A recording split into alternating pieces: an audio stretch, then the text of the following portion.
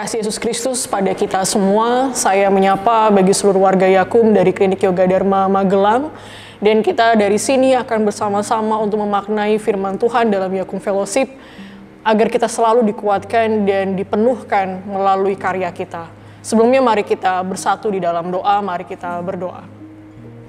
Kami bersyukur atas segala rahmat dan pemberian Tuhan yang tak terbatas dalam kehidupan kami. Sehingga karena pemberian-Mu lah kami boleh menyadari untuk kami selalu dekat, bersimpuh di hadapan Tuhan dan mengakui kedaulatan Tuhan dalam kehidupan kami. Sehingga dengan daya dorong itu pula lah yang membuat kami mencoba selalu merindukan adanya firman Tuhan yang menjadi air kehidupan bagi kami semua. Karena firman-Mu lah yang justru menguatkan dan menolong kami semua untuk kami menjalani hari-hari dalam kehidupan kami yang sesuai dengan sudut kehendak Tuhan. Untuk itu Tuhan berfirmanlah atas kami semua, biarlah Roh Kudus mula yang menolong kami semua untuk bisa memahami apa yang Kau kehendaki dalam firman Tuhan. Demi Kristus Yesus kami berdoa dan bersyukur. Amin. Bacaan kita pada saat ini terambil dari 1 Petrus 4 ayat 1 sampai 3 yang berbunyi demikian. Jadi, karena Kristus telah menderita penderitaan badani, kamu pun harus juga mempersenjatai dirimu dengan pikiran yang demikian. Karena barang siapa telah menderita penderitaan badani, ia telah berhenti berbuat dosa. Supaya waktu yang sisa jangan kamu pergunakan menurut keinginan manusia, tetapi menurut kehendak Allah. Sebab telah cukup banyak waktu kamu pergunakan untuk melakukan kehendak orang-orang yang tidak mengenal Allah. Kamu telah hidup dalam rupa-rupa hawa nafsu, keinginan, kemabukan, pesta pora, perjamuan minum, dan penyembahan berhala yang terlarang. Demikianlah sabda Tuhan. Yang berbahagia adalah kita yang mendengarkan sabda Tuhan, tetapi lebih berbahagia kalau kita melakukan apa yang disabdakan bagi kita.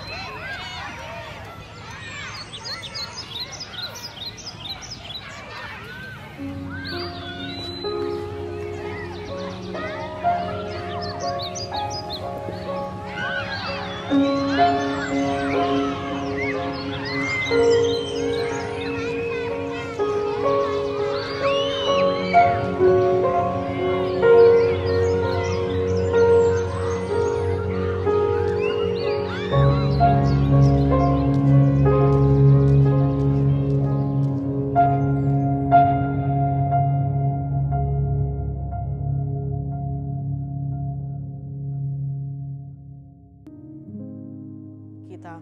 Warga Yakum dikasihi oleh Tuhan kita Yesus Kristus, dalam video tadi diceritakan atau judulnya adalah Putting Yourself in Someone Else, atau yang artinya adalah menempatkan diri Anda atau diri kita pada sepatu orang lain. Yang artinya adalah kita mencoba melihat, memahami, membayangkan apa yang terjadi dengan pemilik sepatu tersebut. Kalau dilihat tadi dalam videonya, masing-masing sepatu memiliki gambaran latar belakang seperti apa pemilik dari sepatu tadi. Ada sebuah cara untuk melihat dari perspektif orang lain, bukan dari perspektif dirinya sendiri.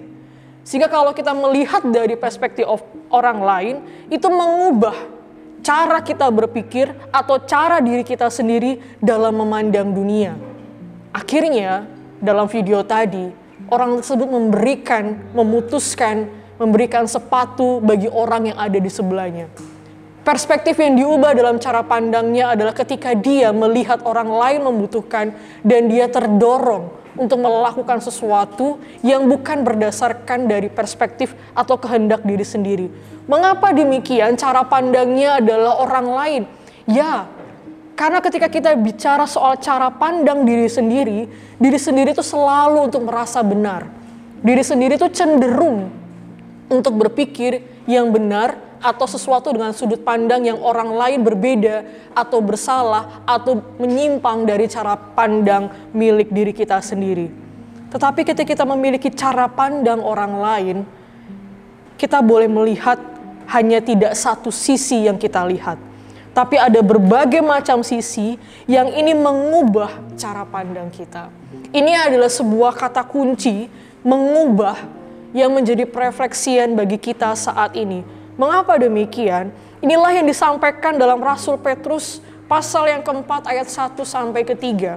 Rasul Petrus mengatakan kepada orang-orang pendatang, kalau di bacaan bagian pasal yang pertama, ayat pertama, itu disampaikan ada orang-orang berbagai dari macam daerah, Antioquia dan lain sebagainya yang datang, sehingga surat ini diperuntukkan bagi mereka, supaya mereka memiliki bekal ketika mereka yang dari mana-mana itu akan tinggal atau hidup dalam suatu tempat. Kita perlu menyadari bahwa berbagai macam orang, berbagai macam komunitas yang akan datang dan tinggal, tentu akan membawa sesuatu yang dulunya mereka ada, dulunya mereka tinggali. Dan dalam pesan ini, Petrus mengingatkan tentang suatu komunitas dalam komunitas yang sudah mengenal Kristus. Itu sebabnya di ayat yang pertama, karena Kristus telah menderita penderitaan badani, kamu pun harus juga mempersenjatai dirimu dengan pikiran yang demikian. Inilah yang dimaksudkan tentang bagaimana kita put yourself in someone else. Ketika kita melihat bahwa Kristus itu sudah menderita dan kita akan masuk dalam suatu kehidupan yang percaya dengan Kristus, maka kita perlu bekal untuk diri sendiri. Bekalnya apa? Dalam ayat pertama ini diingatkan tentang bagaimana kita empati terhadap penderitaan Kristus. Inilah yang disampaikan pesan Rasul Petrus sebagai seorang rasul yang adalah utusan, agar umat yang datang itu persenjataannya adalah berempati dengan Kristus yang sudah menderita. Karena apa? Kalau kita berempati dengan penderitaan Kristus, maka itulah yang sebenarnya menjadi landasan untuk kita berubah, mengubah cara pandang, mengubah kehidupan kita, dan mengubah perilaku kita. Itu sebabnya di ayat 2 dan 3, Rasul Petrus mengingatkan soal pertobatan ataupun pengampunan dosa. Berempati kepada Yesus Kristus dalam penderitaannya, mengubah diri kita untuk tidak lagi jatuh dalam orang-orang yang tidak mengenal Allah karena dosa. Dikatakan di situ adalah orang-orang yang dulu hidup dalam rupa-rupa hawa nafsu, keinginan, kemabukan, pesta pora, perjamuan minum, dan penyembahan berala. Seolah-olah hawa nafsu menjadi titik awal adanya berbagai macam hal yang menyimpang dari kehendak Tuhan. Hawa nafsu lalu diikuti keinginan, diikuti dengan berbagai hal yang lain.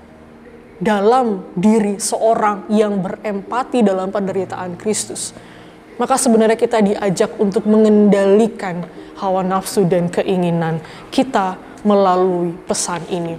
Sehingga ketika tema hari ini adalah jalan penderitaan yang membebaskan, seseorang yang mengikat hawa nafsunya atau mengikat keinginannya bukanlah hal yang mudah, tapi tujuannya adalah membebaskan kita dari belenggu hawa nafsu itu.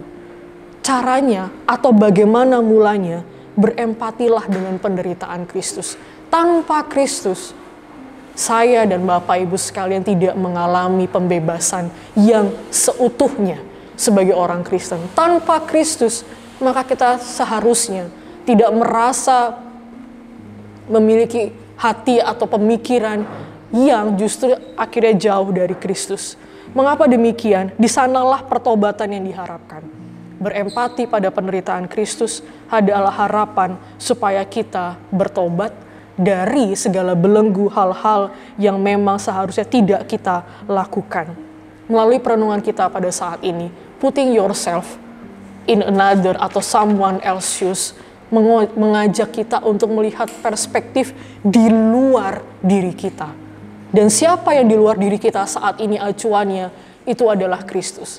Kalau di luar diri kita itu acuannya bukan Kristus, hati-hatilah. Kembalilah kepada Kristus yang adalah sebagai juru, acuan, bahkan dari titik tuju di mana kita hidup saat ini.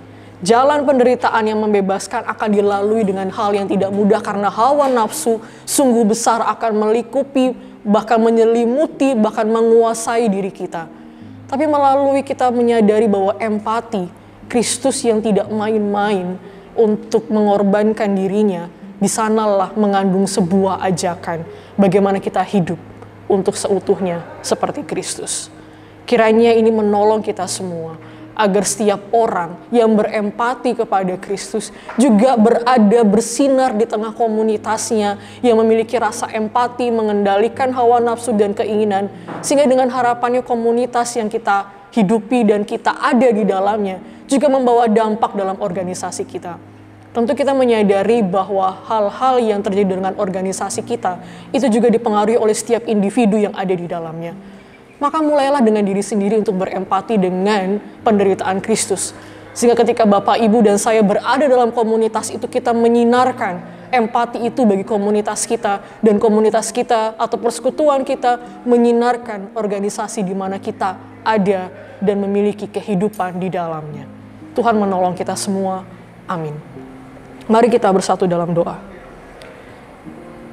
Tuhan, kami bersyukur tentunya ketika Tuhan mengingatkan kami kembali untuk hidup berempati dengan penderitaan Kristus. Penderitaan yang sudah seutuhnya ditunjukkan dan diteladankan pada kami semua. Setidaknya harus selalu kami ingat dan kami rasakan, bahkan kami refleksikan. Bahkan kami menempatkan diri kami pada Kristus yang seutuhnya menyelamatkan kami semua.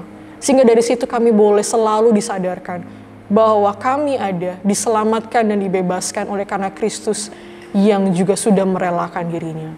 Sehingga ajarilah kami Tuhan, untuk kami selalu berempati kepada diri kami sendiri. Ajarilah kami untuk berempati pada sesama kami ketika kami melayani pasien-pasien kami, melayani masyarakat. Ajarilah kami untuk berempati dengan hadirnya diri kami di tengah-tengah komunitas persekutuan di mana kami tinggal dari berbagai hal yang dimiliki segala perbedaan yang ada. Tapi biarlah penderitaan Kristus, bahkan pengampunan Kristus yang penuh dengan kasih, boleh mengingatkan kami untuk kami selalu merefleksikan, mengakui segala dosa dan kesalahan kami yang sering kami perbuat tidak sesuai dengan kehendak-Mu. Dosa dalam pikiran kami, dosa dalam perkataan kami, bahkan dosa yang sering kami keluarkan dalam ide dan perbuatan kami, baik itu kami rancangkan dengan sengaja maupun tidak sengaja. Tuhan, ampunilah kami untuk hal itu, sehingga kami boleh selalu disegarkan dan kami juga selalu diingatkan, agar kami boleh mengendalikan hawa nafsu dan keinginan yang menyimpang dari kehendak Tuhan. Biarlah sinar pengampunan yang berasal daripada-Mu boleh membawa diri kami masing-masing bersinar di tengah-tengah pelayanan kami. Tolong kami dengan Roh Kudus-Mu Tuhan, karena kami tahu kami tidak mampu bersaksi tanpa pertolongan tangan Tuhan. Inilah doa dan permohonan kami menyerahkan seluruh unit Yakum, pengurus, bahkan karyawan Yakum ke dalam tangan pengasihan Tuhan. Demi Kristus Yesus kami berdoa dan bersyukur. Amin.